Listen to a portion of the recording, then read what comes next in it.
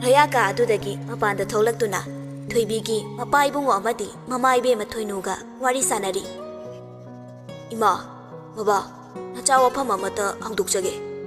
Ima hoina nachabu thajabirabadi nachagi wahaise soidana yabigane khalle. Mapa ibungona khumlai. Ichana haninglibado hekta haibiyo. Loyana, baba, wafamse nachana munna khalabagi tungda phirebasi laukibane.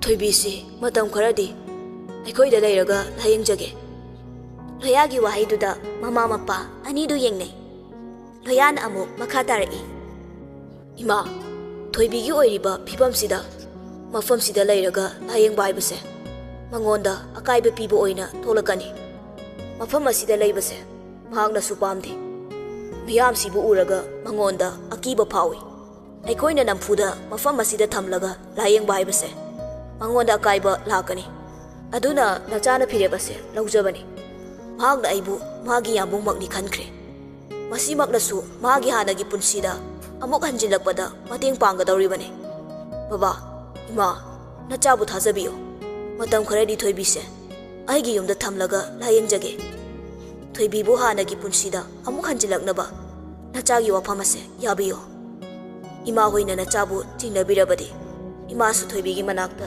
ꯂꯩꯕ ꯌꯥꯒꯅꯤꯌꯦ Loyagi wahaisingdu taraba tungda mapa ibungodu wakhal ngaya khallaba matung hairei ꯑꯩꯈꯣꯏꯒꯤꯗꯤꯅꯦ ꯏꯕꯨꯡꯉꯣꯅ ꯐꯩ ꯈꯟꯕꯗꯣ ꯑꯀꯥꯏꯕ ꯑꯃꯠꯇ ꯂꯩꯇꯦ ꯏꯆꯥ ꯅꯨꯄꯤꯅ ꯍꯥꯟꯅꯒꯤ ꯃꯇꯧꯒꯨꯝ ꯃꯤꯔꯣꯜ ꯇꯥꯔꯛꯀꯅꯤ ꯍꯥꯏꯔꯕꯗꯤ ꯏꯕꯨꯡꯉꯣꯅ ꯍꯥꯏꯕ ꯈꯨꯗꯤꯡꯃꯛ ꯌꯥꯒꯅꯤꯌꯦ ꯑꯗꯨꯗ ꯏꯕꯨꯡꯉꯣꯒꯤ ꯑꯍꯜ ꯂꯃꯟꯁꯤꯡꯅ ꯑꯩꯒꯤ ꯏꯆꯥ ꯅꯨꯄꯤꯕꯨ ꯃꯇꯝ ꯈꯔ ꯂꯩꯕ ꯍꯥꯏꯕꯁꯤꯗ ꯂꯣꯌꯥꯅ ꯐꯠꯊꯜꯂꯛꯏ ꯕꯕꯥ ꯑꯗꯨꯒꯤꯗꯃꯛꯇꯤ ꯀꯩꯝꯇ ꯋꯥꯕꯤꯒꯅꯨ ꯅꯆꯥꯅ ꯐꯅꯕ ꯂꯣꯏꯅ ꯁꯤꯟꯖꯒꯦ ꯅꯨꯃꯤꯗꯥꯡ ꯋꯥꯏꯔꯝꯒꯤ ꯃꯇꯝꯅꯤ ꯂꯣꯌꯥꯅ ꯊꯣꯏꯕꯤꯕꯨ ꯃꯌꯨꯝ ꯐꯥꯎ ꯄꯨꯗꯨꯅ ꯂꯥꯛꯏ ꯂꯣꯌꯥ ꯍꯣꯏꯒꯤ ꯌꯨꯝ ꯌꯧꯔꯝꯗꯥꯏꯗ ꯊꯣꯏꯕꯤꯅ ꯍꯪꯂꯛꯏ ꯌꯥꯝꯕꯣꯡ ꯑꯩꯈꯣꯏꯅ ꯂꯥꯛꯏꯁꯦ ꯀꯗꯥꯏꯗꯅꯣ ꯑꯩꯈꯣꯏ ꯌꯨꯝꯗꯅꯦ ꯀꯩꯒꯤ ꯉꯁꯤꯗꯒꯤ ꯑꯩꯈꯣꯏꯗ ꯂꯩꯔꯗꯧꯅꯦ ꯅꯪꯒꯤ ꯌꯥꯝꯕꯨꯡꯒꯤ ꯃꯅꯥꯛꯇ ꯂꯩꯅꯤꯡꯗ꯭ꯔꯣ ꯈꯪꯗꯦ ꯂꯣꯌꯥꯗꯨ ꯑꯃꯨꯛ ꯇꯨꯃꯤꯟꯅ ꯂꯩꯈ꯭ꯔꯦ ꯊꯣꯏꯕꯤꯅ ꯑꯃꯨꯛ ꯍꯥꯏꯔꯛꯏ ꯌꯥꯝꯕꯣꯡ ꯅꯪꯁꯤ ꯏꯀꯥꯏꯕ ꯌꯥꯝ ꯈꯪꯗꯤꯌꯦ ꯑꯩꯕꯣ ꯍꯣꯏ ꯌꯥꯝꯕꯣꯡ ꯅꯪꯁꯤ ꯏꯀꯥꯏꯕ ꯈꯪꯗꯦꯕ ꯀꯃꯥꯏꯅ ꯃꯃꯥꯒ ꯕꯕꯥꯒꯅ ꯀꯩ ꯈꯜꯂꯝꯗꯣꯏꯅꯣꯕ ꯑꯩꯕꯨ ꯅꯣꯏꯗ ꯄꯨꯔꯒ ꯂꯥꯛꯏꯁꯦ ꯂꯣꯌꯥꯅ ꯐꯠ ꯂꯩꯊꯣꯛꯑꯒ ꯈꯨꯝꯂꯛꯏ ꯊꯣꯏꯕꯤ ꯋꯥ ꯌꯥꯝ ꯉꯥꯡꯅꯨ ꯅꯁꯥꯗꯣ ꯆꯣꯛꯊꯕꯗ ꯍꯦꯟꯒꯅꯤ ꯅꯪꯅ ꯌꯥꯝꯃꯟꯗꯕꯗꯒꯤ ꯌꯨꯝꯗ ꯂꯥꯛꯄꯅꯦ ꯅꯠꯇ꯭ꯔꯗꯤꯅꯦ ꯍꯣꯁꯄꯤꯇꯥꯜꯗ ꯑꯗꯨꯝ ꯂꯩꯗꯧꯅꯦ ꯌꯥꯝꯕꯣꯡ ꯑꯩ ꯃꯐꯝꯗ ꯎꯕꯗ ꯌꯥꯝ ꯀꯤ ꯍꯥꯏꯕ ꯑꯗꯨꯅꯅꯦ ꯑꯩꯅ ꯑꯩꯈꯣꯏꯗ ꯄꯨꯔꯒ ꯂꯥꯛꯏꯁꯦ ꯁꯤꯗꯩꯗꯤꯅꯦ ꯑꯩꯅ ꯍꯥꯏꯕ ꯂꯣꯏ ꯌꯥꯗꯧꯅꯦ ꯍꯤꯗꯥꯛꯁꯨ ꯃꯇꯝ ꯆꯥꯅ ꯆꯥꯗꯧꯕ ꯑꯩꯗꯤ ꯀꯩꯒꯤ ꯍꯤꯗꯥꯛ ꯆꯥꯗꯣꯏꯕ ꯅꯪ ꯑꯦꯛꯁꯤꯗꯦꯟ ꯊꯣꯛꯏꯗꯨꯗꯤ ꯑꯗꯣ ꯌꯥꯝꯕꯣꯡ ꯑꯩꯗꯤ ꯌꯥꯝꯅꯁꯨ ꯁꯣꯛꯁꯨ ꯁꯣꯛꯇꯅ ꯁꯣꯛꯇ꯭ꯔꯁꯨꯅꯦ ꯍꯤꯗꯥꯛ ꯆꯥꯗꯕ ꯌꯥꯗꯦ ꯑꯩꯅ ꯍꯥꯏꯕ ꯍꯦꯛ ꯌꯥꯗ꯭ꯔꯕ ꯑꯩꯗꯤ ꯁꯥꯎꯅꯤ ꯍꯣꯏꯕ ꯌꯥꯒꯦꯕ ꯌꯥꯝꯕꯨꯡꯅ ꯍꯥꯏꯕ ꯌꯥꯒꯦꯕ ꯑꯁꯨꯝꯅ ꯋꯥꯔꯤ ꯁꯥꯟꯅ ꯒꯥꯔꯤ ꯊꯧꯗꯨꯅ ꯂꯥꯛꯄꯅ ꯂꯣꯌꯥ ꯍꯣꯏꯒꯤ ꯃꯌꯨꯝ ꯌꯧꯁꯤꯜꯂꯛꯂꯦ ꯒꯥꯔꯤꯗꯨ ꯁꯨꯃꯥꯡ ꯃꯇꯣꯟ ꯐꯥꯎꯕ ꯊꯧꯖꯤꯜꯂꯒ ꯂꯣꯌꯥꯗꯨ ꯒꯥꯔꯤꯗꯒꯤ ꯀꯨꯝꯊꯗꯨꯅ ꯃꯄꯥꯟꯗꯒꯤ ꯃꯃꯥꯕꯨ ꯀꯧꯏ ꯂꯣꯌꯥꯒꯤ ꯃꯃꯥꯁꯨ ꯃꯄꯥꯟꯗ ꯃꯆꯥꯅ ꯀꯧꯕꯗꯨ ꯇꯥꯗꯨꯅ ꯊꯣꯛꯂꯛꯏ ꯀꯔꯤ ꯇꯧꯔꯦ ꯃꯄꯥꯟꯗ ꯑꯃꯨꯛ ꯎꯔꯥꯎ ꯊꯔꯥꯎꯔꯤꯁꯤꯅ ꯂꯣꯌꯥ ꯀꯩꯝꯇ ꯈꯨꯝꯗꯦ ꯒꯥꯔꯤꯒꯤ ꯊꯣꯡꯗꯨ ꯍꯥꯡꯗꯣꯛꯂꯒ ꯊꯣꯏꯕꯤꯕꯨ ꯀꯨꯝꯍꯜꯂꯛꯏ ꯃꯗꯨ ꯎꯕꯗ ꯂꯣꯌꯥꯒꯤ ꯃꯃꯥꯗꯤ ꯇꯤꯡꯉꯛ ꯊꯣꯏꯕꯤꯗ ꯌꯦꯡꯂꯒ ꯇꯔꯪ ꯑꯃꯗ ꯂꯩꯈ꯭ꯔꯦ ꯊꯣꯏꯕꯤꯅ ꯒꯥꯔꯤꯗꯒꯤ ꯍꯦꯛ ꯀꯨꯝꯊꯔꯛꯄꯒ ꯇꯝꯐꯥꯗꯨ ꯊꯣꯏꯕꯤꯗ ꯃꯃꯤꯠ ꯀꯨꯞꯇꯕ ꯃꯈꯩ ꯌꯦꯡꯗꯨꯅ ꯂꯩꯈ꯭ꯔꯦ ꯊꯣꯏꯕꯤꯗꯤ ꯂꯣꯌꯥꯒꯤ ꯃꯃꯥ ꯎꯕꯗ ꯃꯁꯥꯗꯨ ꯑꯀꯤꯕ ꯄꯣꯛꯄꯒꯨꯝ ꯍꯩꯅꯗꯕ ꯐꯥꯎꯏ ꯂꯣꯌꯥꯁꯨ ꯊꯣꯏꯕꯤꯒꯤ ꯃꯑꯣꯡ ꯃꯇꯧꯗꯨ ꯈꯪꯂꯗꯨꯅ ꯊꯣꯏꯕꯤꯗ ꯌꯦꯡꯂꯒ ꯃꯉꯛ ꯍꯥꯏꯐꯦꯠ ꯅꯣꯝꯂꯛꯏ ꯂꯣꯌꯥꯒꯤ ꯏꯪꯒꯤꯠ ꯑꯗꯨ ꯊꯣꯏꯕꯤꯁꯨ ꯈꯪꯗꯕ ꯅꯠꯇꯦ ꯂꯣꯌꯥꯅ ꯏꯪꯒꯤꯠ ꯇꯧꯔꯛꯂꯤꯕꯒꯤ ꯃꯔꯝꯗꯤ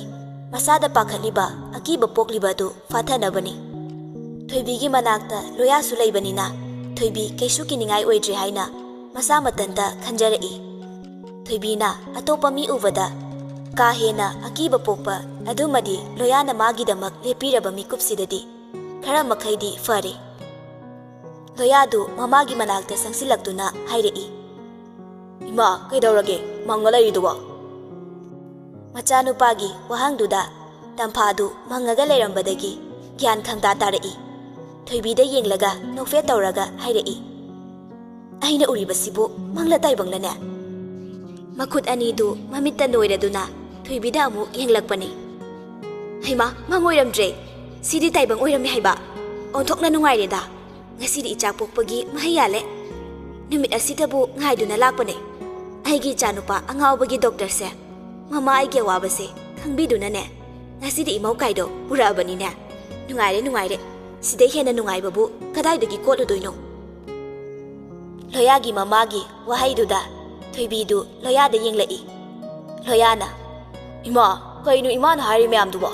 ꯃꯃꯩ ꯃꯀꯣꯛ ꯑꯃꯠꯇ ꯁꯝꯅꯗ꯭ꯔꯦ꯫ ꯇꯝꯐꯥꯅ, ꯍꯩꯠ, ꯅꯪ ꯇꯨꯃꯤꯟ ꯂꯩꯌꯨ, ꯅꯪꯒꯤ ꯀꯥꯗ ꯆꯪꯉꯣ, ꯁ꯭ꯋꯥꯏꯗꯅꯦ ꯋꯥ ꯌꯥꯝ ꯉꯥꯡꯗꯅ ꯂꯩꯔꯅꯨ꯫ ꯊꯣꯏꯕꯤꯗ ꯑꯣꯟꯁꯤꯜꯂꯒ, ꯏꯕꯦꯝꯃ, ꯂꯥꯛꯑꯣ ꯂꯥꯛꯑꯣ, ꯏꯃꯨꯡꯗ ꯆꯪꯉꯁꯤ꯫ ꯂꯣꯌꯥꯗꯤ ꯃꯃꯥꯒꯤ ꯃꯇꯧꯗꯨꯗ ꯊꯣꯏꯕꯤꯒꯤ ꯃꯃꯥꯡꯗ ꯏꯀꯥꯏꯕꯅ ꯃꯃꯥꯏꯗꯨ ꯊꯝꯐꯝ ꯈꯪꯗ꯭ꯔꯦ꯫ ꯂꯣꯌꯥꯅ, ꯏꯃꯥ, ꯑꯩꯒꯤ ꯋꯥꯁꯦ ꯑꯃꯨꯛꯇ ꯇꯥꯈꯣ ꯍꯥꯏꯕꯅꯦ, ꯏꯃꯥꯅ ꯈꯜꯂꯤꯗꯣ ꯑꯣꯟꯅꯔꯦ ꯍꯥꯏꯕ꯫ ꯃꯆꯥꯅꯨꯄꯥꯅ ꯉꯥꯡꯂꯤꯕꯗꯨ ꯇꯥꯗꯕ ꯃꯈꯩ ꯊꯣꯏꯕꯤꯗ ꯑꯣꯟꯁꯤꯜꯂꯒ ꯍꯪꯉꯛꯏ, ꯏꯕꯦꯝꯃ, ꯂꯥꯏꯕꯛꯇꯒꯤ ꯑꯁꯣꯛꯄꯗꯨꯅ ꯀꯃꯥꯏ ꯁꯣꯛꯏꯕ? ꯑꯩꯒꯤ ꯏꯆꯥꯅꯨꯄꯥ ꯑꯉꯥꯎꯕꯁꯤꯅ ꯏꯃꯧꯗ ꯐꯨꯏꯔꯥ? ꯏꯃꯥꯗ ꯁꯦꯡꯅ ꯍꯥꯏꯌꯨ, ꯏꯃꯥ ꯐꯨꯗꯒꯦꯅꯦ꯫ ꯊꯣꯏꯕꯤꯗ ꯏꯀꯥꯏꯕꯅ ꯃꯃꯥꯏꯗꯨ ꯅꯣꯟꯊꯔꯒ ꯂꯩꯈ꯭ꯔꯦ꯫ ꯇꯝꯐꯥꯅ ꯍꯪꯂꯤꯕ ꯑꯗꯨ ꯐꯥꯎꯕ ꯈꯨꯝꯕ ꯉꯝꯖꯗ꯭ꯔꯦ꯫ ꯂꯣꯌꯥꯅ, ꯏꯃꯥ, ꯑꯉꯥꯡꯁꯤ ꯏꯀꯥꯏꯔꯅꯤꯃꯦ, ꯀꯩꯒꯤꯅꯣꯕ ꯏꯃꯥꯅ ꯃꯃꯩ ꯃꯀꯣꯛ ꯁꯝꯅꯗꯕ ꯋꯥꯗꯣ ꯌꯥꯝ ꯉꯥꯡꯉꯤꯗꯨꯕꯣ? ꯁ꯭ꯋꯥꯏꯗ ꯋꯥ ꯉꯥꯡ ꯂꯩꯗꯣꯏ ꯁꯔꯨꯛꯅꯦ, ꯕꯖꯥꯔꯗꯒꯤ ꯉꯥ ꯑꯝꯇ ꯂꯩꯔꯁꯨ ꯆꯠꯂꯣ, ꯉꯁꯤꯗꯤꯅꯦ ꯏꯃꯧꯒꯤ ꯈꯨꯠ ꯌꯦꯡꯗꯣꯏꯅꯦ꯫ ꯏꯃꯥ, ꯊꯣꯏꯕꯤ ꯆꯥꯛ ꯊꯣꯡ ꯌꯥꯗꯤꯌꯦ꯫ ꯍꯩꯃꯥ, ꯑꯁꯤꯕꯨ ꯃꯃꯥ ꯑꯩꯉꯣꯟꯗ ꯍꯥꯏꯅꯤ ꯍꯥꯏꯔꯤꯁꯤꯕꯨ ꯀꯌꯥꯗꯤ ꯏꯀꯥꯏꯗ꯭ꯔꯤꯅꯣ? ꯌꯦꯡꯉꯨꯅꯦ, ꯆꯥꯛ ꯊꯣꯡꯕ ꯌꯥꯗꯦꯕꯨ ꯌꯥꯗꯦ ꯍꯥꯏꯕꯅꯦ, ꯁꯤꯕꯨ ꯀꯌꯥꯝ ꯀꯥꯏꯔꯒꯦ? ꯍꯩꯠ, ꯃꯩꯊꯥꯕꯥꯎ, ꯏꯀꯥꯏꯕ ꯈꯔ ꯈꯪꯉꯨꯅꯦ, ꯅꯪꯒꯤ ꯉꯥꯗꯨꯗ ꯂꯩꯔꯨꯆꯣ ꯆꯠꯂꯣ, ꯏꯃꯧꯅ ꯊꯣꯡꯕ ꯌꯥꯗ꯭ꯔꯁꯨꯅꯦ ꯑꯩ ꯊꯣꯡꯗꯒꯦ꯫ ꯃꯃꯥꯒꯤ ꯋꯥꯍꯩꯗꯨꯗ ꯂꯣꯌꯥꯗꯨ ꯒ꯭ꯌꯥꯟ ꯍꯧꯖꯤꯛꯇ ꯂꯥꯛꯏ꯫ ꯊꯣꯏꯕꯤꯒꯤ ꯃꯃꯥꯡꯗ ꯏꯀꯥꯏꯕꯅ ꯂꯣꯏꯔꯦ꯫ ꯊꯣꯏꯕꯤꯁꯨ ꯑꯗꯨ ꯃꯉꯥꯏ, ꯃꯃꯥ ꯃꯆꯥ ꯉꯥꯡꯅꯔꯤꯕ ꯋꯥꯗꯨ ꯇꯥꯔꯒ ꯅꯣꯛꯅꯤꯡꯕꯁꯨ ꯐꯥꯎꯏ, ꯏꯀꯥꯏꯕꯅꯁꯨ ꯃꯃꯥꯏꯗꯨ ꯎ ꯃꯣꯔꯣꯛ ꯑꯉꯥꯡꯕꯒ ꯆꯞ ꯃꯥꯟꯅꯔꯕꯅꯤ꯫ ꯂꯣꯌꯥꯅ, ꯏꯃꯥ, ꯅꯪꯒꯤ ꯕꯥꯞꯁꯤꯗꯤꯕꯀꯣ ꯑꯔꯣꯏꯕꯤꯗ ꯅꯦꯠꯂꯤꯍꯦ꯫ ꯑꯩꯅ ꯍꯥꯏꯗꯤ ꯊꯣꯏꯕꯤꯁꯦ ꯑꯦꯛꯁꯤꯗꯦꯟ ꯊꯣꯛꯄꯗꯒꯤ ꯍꯧꯖꯤꯛꯇ ꯍꯣꯁꯄꯤꯇꯥꯜꯗꯒꯤ ꯄꯨꯊꯔꯛꯄꯗ ꯉꯥꯏꯔꯤ ꯍꯥꯏꯕ, ꯃꯥꯒꯤ ꯐꯤꯕꯝꯁꯤꯗꯅꯦ ꯆꯥꯛ ꯊꯣꯡꯕ ꯌꯥꯔꯣꯏ ꯍꯥꯏꯕꯅꯦ, ꯅꯣꯡ ꯅꯤꯅꯤꯗꯤ ꯔꯦꯁ ꯇꯧꯗꯨꯅ ꯂꯩꯇ꯭ꯔꯗꯤ ꯑꯁꯣꯛꯄꯁꯦ ꯐꯔꯣꯏ ꯍꯥꯏꯕꯅꯦ꯫ ꯏꯃꯥꯅ ꯚꯥꯞꯇꯣ ꯑꯃꯔꯣꯝꯗ ꯆꯠꯈ꯭ꯔꯦ꯫ ꯇꯝꯐꯥꯅ, ꯍꯩꯃꯥ, ꯍꯧꯖꯤꯛꯇꯒꯤ ꯀꯟꯈꯠꯄꯤꯒ ꯍꯧꯔꯦꯅꯦ꯫ ꯌꯥꯏ ꯌꯥꯏ, ꯏꯃꯥꯅ ꯌꯥꯏ ꯍꯥꯏꯁꯤꯅꯤꯀꯣ, ꯀꯟꯈꯠꯂꯨ ꯀꯟꯈꯠꯂꯨ, ꯏꯃꯥꯅꯦ ꯀꯩꯝꯇ ꯍꯦꯛ ꯍꯥꯏꯖꯔꯣꯏꯀꯣ꯫ ꯂꯣꯌꯥꯅ, ꯏꯃꯥ, ꯌꯥꯔꯦꯁꯦ, ꯑꯩ ꯁꯨꯝ ꯁꯥꯎꯔꯛꯑꯅꯤꯀꯣ, ꯑꯉꯥꯡꯁꯤ ꯄꯨꯁꯤꯜꯂꯒꯅꯦ ꯏꯃꯨꯡꯗ ꯆꯪꯉꯣ꯫ ꯇꯝꯐꯥꯁꯨ ꯋꯥꯗꯨ ꯃꯈꯥ ꯇꯥꯗ꯭ꯔꯦ, ꯊꯣꯏꯕꯤꯕꯨ ꯏꯃꯨꯡꯗ ꯄꯨꯁꯤꯜꯂꯒ ꯆꯪꯈ꯭ꯔꯦ꯫ ꯂꯣꯌꯥꯗꯨ ꯁꯣꯔ ꯃꯄꯤ ꯑꯃ ꯍꯣꯟꯗꯣꯛꯂꯒ ꯋꯥꯈꯜ ꯈꯟꯗꯨꯅ ꯂꯩ꯫ ꯉꯥꯏꯍꯥꯛ ꯋꯥꯈꯜ ꯈꯜꯂꯕ ꯇꯨꯡꯗ ꯃꯥꯡꯒꯣꯜꯗꯨꯗ ꯍꯪꯒꯠ ꯍꯟꯗꯥ ꯆꯠꯂꯗꯨꯅ ꯃꯊꯟꯇ ꯃꯨꯔꯨꯝ ꯃꯨꯔꯨꯝ ꯁꯣꯟꯗꯨꯅ ꯂꯩꯔꯤ꯫ ꯑꯩꯈꯣꯏ ꯃꯥꯅ ꯈꯜꯂꯤꯁꯦ ꯀꯩꯅꯣꯃꯤ? ꯑꯉꯥꯡꯁꯤ ꯏꯀꯥꯏꯕꯗ ꯂꯣꯏꯔꯝꯅꯤꯕ꯫ ꯑꯩ ꯑꯁꯦꯡꯕꯁꯦ ꯈꯔ ꯊꯨꯅ ꯏꯃꯥꯗ ꯍꯥꯏꯍꯧꯗ꯭ꯔꯗꯤꯅꯦ ꯐꯤꯕꯝꯁꯦ ꯁꯣꯏꯗꯅ ꯂꯨꯁꯤꯜꯂꯛꯄ ꯌꯥꯏꯕ, ꯑꯁꯦꯡꯕ ꯈꯨꯗꯤꯡꯃꯛ ꯏꯃꯥꯗ ꯍꯥꯏꯍꯧꯗꯕ ꯌꯥꯗꯦ꯫ ꯂꯣꯌꯥꯗꯨ ꯏꯃꯨꯡꯗ ꯃꯃꯥꯕꯨ ꯀꯧꯗꯨꯅ ꯆꯪꯉꯛꯏ꯫ ꯂꯣꯌꯥꯅ ꯀꯧꯔꯤꯕꯗꯨ ꯈꯨꯝꯂꯛꯇꯦ꯫ ꯃꯃꯥꯅ ꯈꯨꯝꯂꯛꯇꯕꯗꯨꯗ ꯂꯣꯌꯥꯗꯨ ꯃꯃꯥꯒꯤ ꯀꯥꯗ ꯐꯠ ꯆꯪꯂꯛꯏ꯫ ꯃꯥꯅ ꯆꯪꯂꯛꯄꯗ ꯊꯣꯏꯕꯤꯗꯨ ꯃꯧ ꯑꯃ ꯑꯣꯏꯕꯒꯤ ꯐꯤꯔꯣꯜ ꯁꯦꯠꯂꯒ ꯂꯩꯔꯝꯕꯗꯨ ꯎꯕꯗ ꯂꯣꯌꯥꯗꯤ ꯄꯨꯡꯉꯛꯉꯛꯈ꯭ꯔꯦ꯫ ꯊꯣꯏꯕꯤꯅ ꯃꯧ ꯑꯃꯒꯤ ꯐꯤꯖꯣꯜ ꯁꯦꯠꯂꯒ ꯂꯩꯔꯝꯕꯗꯨ ꯀꯌꯥꯗꯤ ꯅꯤꯡꯊꯤꯖꯔꯦ, ꯌꯦꯡꯕꯒꯤ ꯄꯦꯟꯕꯁꯨ ꯅꯥꯏꯗ꯭ꯔꯦ꯫ ꯊꯣꯏꯕꯤꯒꯤ ꯃꯐꯝꯗ ꯑꯋꯥꯠꯄ ꯑꯃꯠꯇ ꯍꯥꯏꯕꯗꯨ ꯂꯩꯔꯝꯗꯦ꯫ ꯊꯣꯏꯕꯤꯕꯨ ꯌꯦꯡꯗꯨꯅ ꯑꯗꯨꯝ ꯂꯩꯅꯤꯡꯕ ꯍꯥꯏꯕꯗꯨ ꯑꯣꯏꯈ꯭ꯔꯦ꯫ ꯃꯃꯤꯠ ꯀꯨꯞꯄ ꯀꯥꯎꯕ ꯃꯈꯩ ꯊꯣꯏꯕꯤꯕꯨ ꯅꯨꯡꯁꯤꯅ ꯌꯦꯡꯖꯔꯤ꯫ ꯇꯝꯐꯥꯅ, ꯀꯩꯗꯧꯔꯦ ꯑꯃꯨꯛ? ꯊꯣꯡꯖꯤꯟ ꯄꯥꯟꯗꯨꯗ ꯍꯨꯔꯥꯟꯕꯗꯧꯅ ꯌꯦꯡ ꯂꯩꯔꯤꯗꯨꯕꯣ? ꯉꯥ ꯂꯩꯔꯨꯔꯕꯣ? ꯂꯣꯌꯥ ꯃꯁꯥꯗꯨ ꯏꯊꯛ ꯊꯛꯀꯠꯇꯨꯅ ꯈꯨꯝꯂꯛꯏ꯫ ꯍꯣꯏ, ꯂꯩꯔꯨꯔꯒꯦ꯫ ꯁꯤ ꯍꯥꯏꯔꯝꯃꯒ ꯊꯣꯛꯈ꯭ꯔꯦ꯫ ꯃꯃꯥꯗ ꯑꯁꯦꯡꯕ ꯋꯥ ꯈꯨꯗꯤꯡꯃꯛ ꯍꯥꯏꯒꯦ ꯈꯜꯂꯒ ꯆꯪꯂꯛꯄꯅꯤ꯫ ꯑꯗꯨꯕꯨ ꯊꯣꯏꯕꯤꯒꯤ ꯅꯤꯡꯊꯤꯖꯕꯤ ꯃꯥꯏꯊꯣꯡꯗꯨ ꯎꯔꯨꯕꯗꯒꯤ ꯂꯣꯌꯥ ꯃꯁꯥꯗꯨ ꯁꯪꯁꯥꯔ ꯑꯃꯗ ꯂꯩꯈꯤꯕꯗꯧꯅ ꯋꯥ ꯉꯥꯡꯕ ꯑꯃꯠꯇ ꯊꯣꯛꯈꯤꯗꯕꯅꯤ꯫ ꯂꯣꯌꯥꯒꯤ ꯄꯨꯟꯁꯤꯗ ꯅꯨꯄꯤ ꯃꯌꯥꯝ ꯑꯃ ꯊꯦꯡꯅꯔꯛꯏ, ꯑꯗꯨꯕꯨ ꯊꯣꯏꯕꯤꯒꯨꯝꯅ ꯏꯪꯅ ꯅꯤꯡꯊꯤꯖꯕꯤ ꯅꯨꯄꯤꯗꯤ ꯑꯃꯨꯛ ꯐꯥꯎꯕ ꯊꯦꯡꯅꯔꯛꯇ꯭ꯔꯤ꯫ ꯊꯣꯏꯕꯤꯕꯨ ꯍꯦꯛ ꯎꯔꯨꯕ ꯃꯤꯀꯨꯞꯇꯒꯤ ꯂꯣꯌꯥꯒꯤ ꯊꯃꯣꯏꯗ ꯊꯣꯏꯕꯤꯒꯤ ꯃꯐꯝ ꯑꯃ ꯀꯟꯁꯤꯟꯕ ꯍꯧꯈ꯭ꯔꯕꯅꯤ꯫ ꯂꯣꯌꯥꯒꯤ ꯊꯃꯣꯏꯗ ꯀꯟꯁꯤꯟꯗꯨꯅ ꯊꯝꯂꯤꯕ ꯊꯣꯏꯕꯤꯒꯤ ꯅꯨꯡꯁꯤꯕꯁꯤ oithokpa oithoktaba haibadudi isor magi khutta leire. Tamphana ibema kari sui kaiganu ko sisu nayumakni khandu ko aigi chase yam saugan bani machingna marol ama phatriba haujikti imogla abani nane nakuchana warak charo imadi ne punga uri asukuiba matamse nupi thiu yadadana leirakpani ima hoina ne nupi ama haina singnaduna luhongna bahaire adusu mane hek yadaba mana nahan makai luhongsi yadribasidi imau masak phajabi ama leibasina hoiredana magi khangnaba leibrana hangdabadi nateko hanglibani madu faw leitena khumlibani ne kayada machin thirino yengune horen halakpaga phujilu imana yai. Tamphadu magi thokpa pangangda nganglaga lei ngangba bu haukrabadi pura non stop ni thoibisu ngangliba singdu tumina adum tasilaga lei. Ihe aidi imauga wari sanaringaida noi babada pause haiba kawridana ibema mon manakta leiriba phone do amukta piro nang babada phone amukta tauge. Phone du lauraduna tamphada pirei. Tampha magi nupa kesoda dal tawi ring anirak ahumlak chatlaba matung magi nupa kesodu call du receive tawrai. Tamphana moi baba bu kaida leige. Kesodu karimta khumlakte. Tamphana haima moi baba bu kadai da leibige. Kesona karino mino ngasidi phone ga tawraisina nongmata aina thabak chathokibada kadai da leiri kaina hangbirappa natiba ngasidi hanu thangda lomas ka tawninga iro. Tamphana kan chadana ne irang do khit tawbiranu aina phone tawraise nacha nupa halgi pawama tamgena tawrakpane yaradi yumda khara thuna hanjinbiro. Kesona ibungo chawbadu kaidawre haibano. Tamphana amukta pakhat pikino kaisu tawdiye yumda sasat hanjilao aduga hairage. Ngasido khara thengakani haigena phone tawrakke khalambani nangna phone tawrakpana hale. Moi baba gi thabaktuga namong nupiga kanana hina luge. Kanagi mauno mama nangna hariduba ho na chanupa mona sengau lakpado imau nupi ama puraga lae. Keso harauna hai mama nangna harisibu achumbrane ibungo chawbadu imau puri eba pauk se tabada onthokna nuwaireda atai lairi mama namau nupidu masa kamai tawge. Moi baba sakadi haibirurano pura laigi machane mi moi baba na uraga khangani ai fo hanba ubadane nga urabani nacha nupa aribase nupi thibabu onthokna haikre adubudi aigi chanupani dana. Hoi kaina bu hangdong pokpa hongna bro.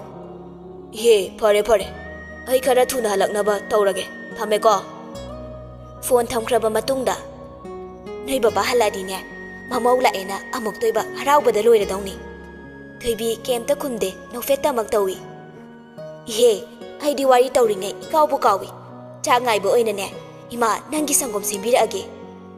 Thoibi tapna khumai ima yarani ye sembirurano ima wana bane onthokna nusikreda imauna ima kaina kaurakpaside pukningse khaknung he nusida nangse ima na imauni kaina khallaroidabani aigi hek pokchaba ichaningol makni khangadawribani ichaningol yaudabagi awabado ngasidi imogla abanina ko ani ima chakto ai thongge hai yade ima na thongdoini ibungola aga chak thongalenane amuk taiba salan tana doini ima kaisum tawraye ichana yadrabanina kari diu pai lei lao ima ga chakhumda changagane chak thongurasi.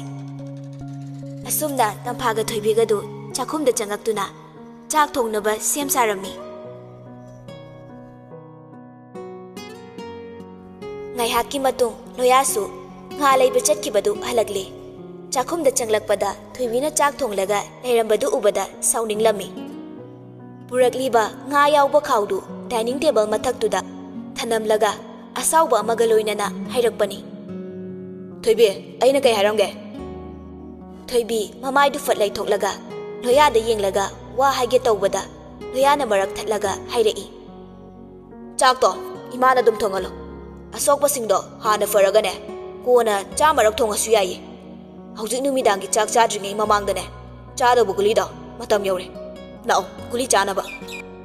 Thoibina ka hena sokpa sunati chak thongba loiraga hoina charage lameno aina aise nangi anabado thuna phanabane thaibidu wa makha tade mama tamfada haifet yenglei tampa su thoibigi mingdu khangladuna hairei chocho nangda chawna haise guli do chathoga ne ngayak pothajaro chak loiraga ima kaurage ima nga do sema bane si hairam laga thoibigi khudangdu paiduna chinglaga magi katamna thoibibu pusinduna changai ka hek yaubaga layagi makuttu thoibina fatkan thoaga peri peri hairakpani yambong nangna tawrise kaino aina kaidawrage imagi mamangda haigi khudanga pairaga chinglaise imana kai khalamdoino sorry ikai bayam khangdiye si hairaga loyagi phamungduda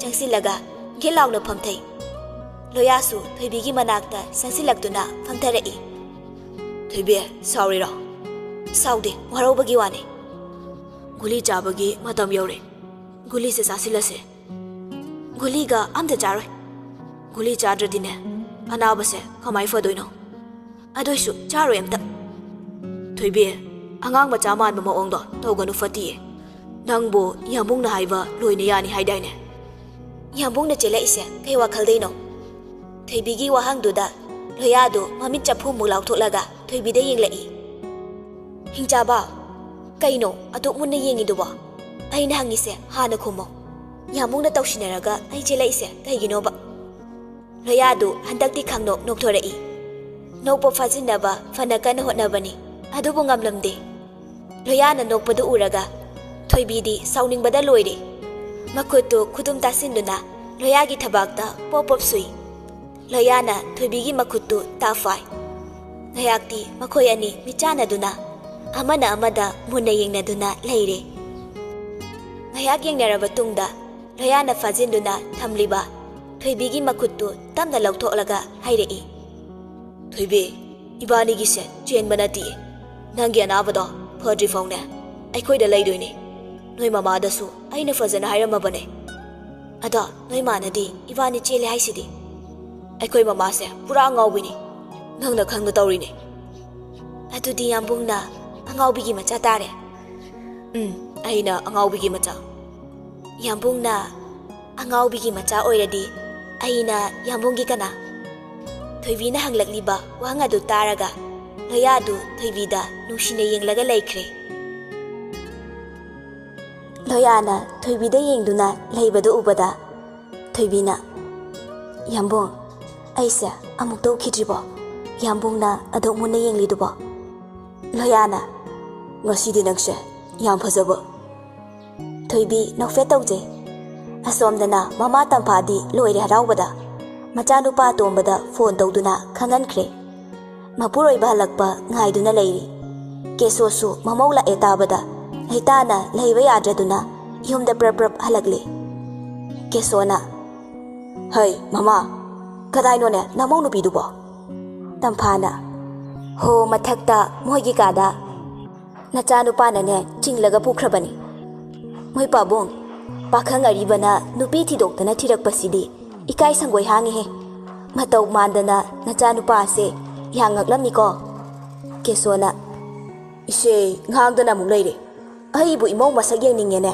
mama aina prapap la ise nangi wathido tagena lakpana te ko imong uning mandana chelai bani ko hoida tamphasu mathakta karaktuna loya amadi thoibibu kautharure tampadu hana kumlai kesogi nakanda hek famthai tamphana he ikawbu kawine imau nupi ase lambu khangdri ngasaidagi hangrude harauringeida hai mama nang sidi bago ado moi pabu hayeng pau hanbasidi kana chatkane kana bu chani haige tada tomal khurai bobiga chala loiredana makhoina sagai sigi ahalne loya amadi thoibi tungda mangda kumtharakle thoibina mang tharakpani keso ubada thoibi du thanglamba khongthang su lepkhre masa pumba akibana pumyom sinkhre chap leptuna leirambadu leimaida git from thakre masa pumba tasinduna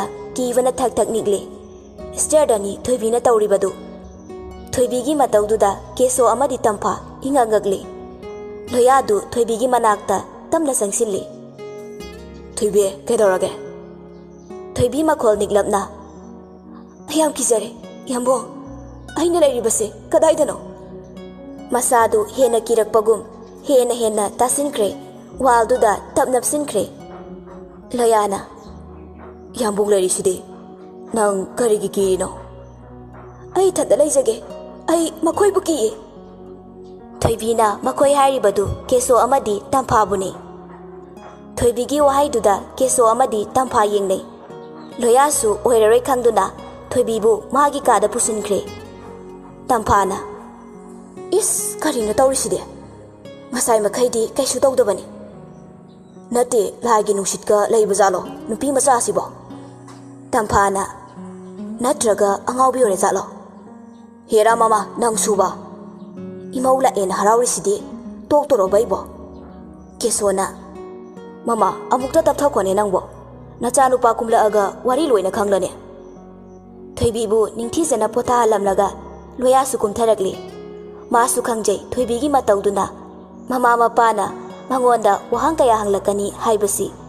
Asengba wari lithoknaba loya su sem saduna mama mapagi manakta changlai. Kesona. Achauba nupi macha sina tawrisibo karino. Nate mabu hana lagi nungsitka leibazalo. Tampana. Magi hosiki matawdo mi khwaiga iman manade. Imadi pukningse iromdreko.